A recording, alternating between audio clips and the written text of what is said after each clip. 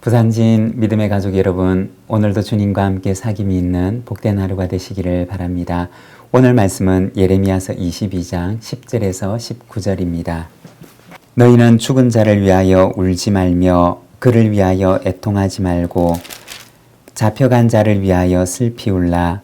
그는 다시 돌아와 그 고국을 보지 못할 것임이라.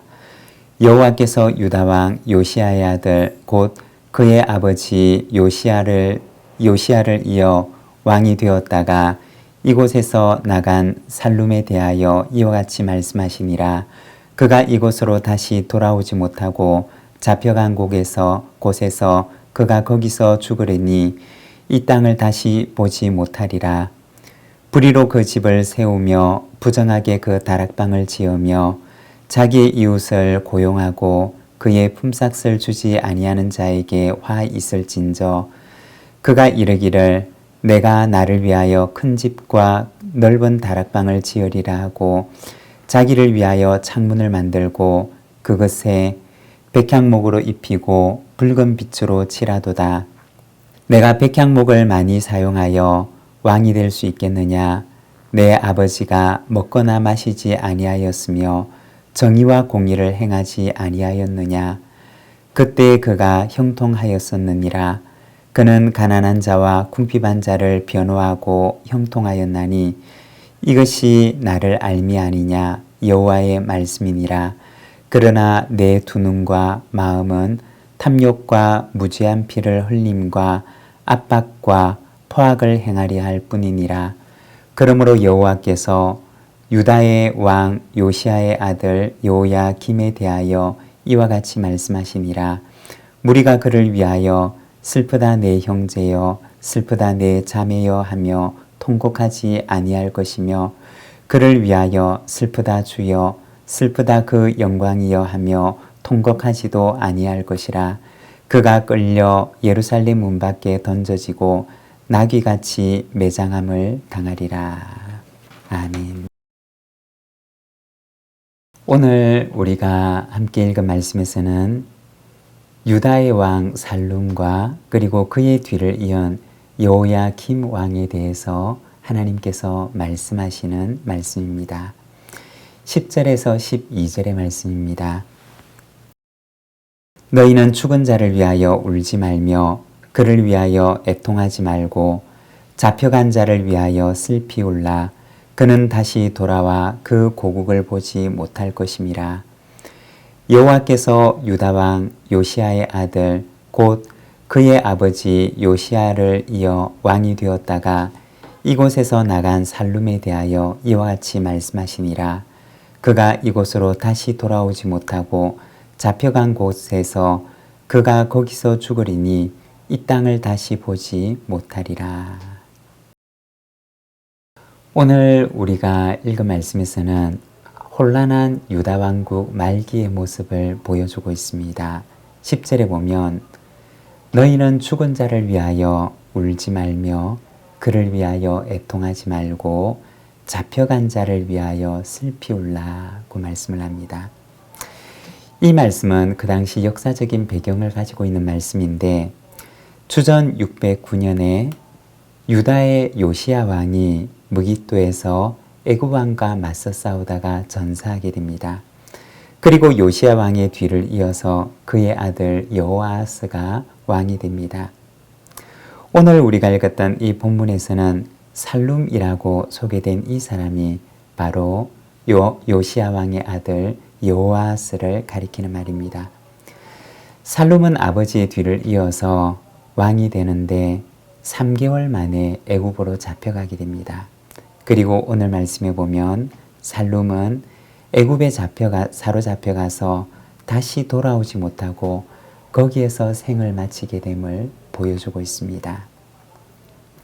13절에서 15절입니다. 불의로 그 집을 세우며 부정하게 그 다락방을 지으며 자기 이웃을 고용하고 그의 품삯을 주지 아니하는 자에게 화 있을진저 그가 이르기를 내가 나를 위하여 큰 집과 넓은 다락방을 지으리라 하고 자기를 위하여 창문을 만들고 그것에 백향목으로 입히고 붉은 빛으로 칠하도다. 내가 백향목을 많이 사용하여 왕이 될 수 있겠느냐? 내 아버지가 먹거나 마시지 아니하였으며 정의와 공의를 행하지 아니하였느냐? 그때 그가 형통하였었느니라. 여호아스 왕이 즉 살룸 왕이 애굽으로 사로잡혀 가고 난 뒤에 그 뒤를 이어서 왕이 된 사람은 여호아스의 동생이었던 여호야김이었습니다.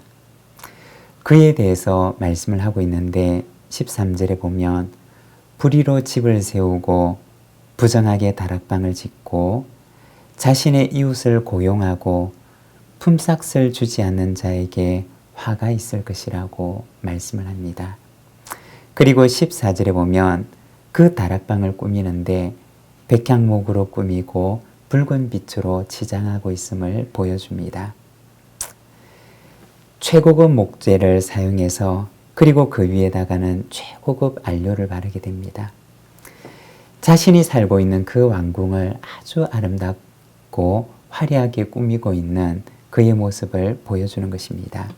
그런데 그의 행위를 보게 되면 이웃을 고용해서 품삯을 주지 않는다고 이야기를 합니다. 여기서 고용한다라고 하는 말은 좀 더 원어 성경의 의미에 가깝게 번역을 하면 종으로 삼는다라고 하는 의미입니다. 이웃을 종으로 삼아서 그에게 일을 부리는데 종으로 일하는 이웃의 품삯을 지불하지 않는 모습을 보여주는 것입니다. 15절에 보면 아버지 요시야 왕의 행위를 들어서 말하기를 내 아버지는 먹고 마시고 행함에 있어서 정의와 공의를 행했음을 말합니다. 그리고 그때 하나님께서는 그에게 형통함을 주셨음을 말씀을 합니다. 16절입니다. 그는 가난한 자와 궁핍한 자를 변호하고 형통하였나니 이것이 나를 알미 아니냐 여호와의 말씀이니라. 여기에 보면 그의 아버지 요시야 왕의 행위에 대해서 말씀을 합니다. 그는 가난한 자와 궁핍한 자를 변호하고 형통하였나니 이것이 나를 알미 아니냐라고 하십니다. 여기서 변호하다라고 하는 말은 원어 성경을 보게 되면 다투다라고 하는 의미로 되어 있습니다. 바로 법적인 다툼을 가리키는 말입니다. 가난하고 궁핍한 자의 권리를 지켜주기 위해서 그를 대신해서 그들의 대변자가 되어주는 행위를 가리키는 것입니다. 그리고 하나님께서는 이것이 바로 나를 아는 것이 아니냐라고 하십니다. 여러분, 하나님을 안다는 것은 무엇일까요? 하나님을 안다는 것은 그분이 우리에게 무엇을 원하시는지를 아는 것입니다.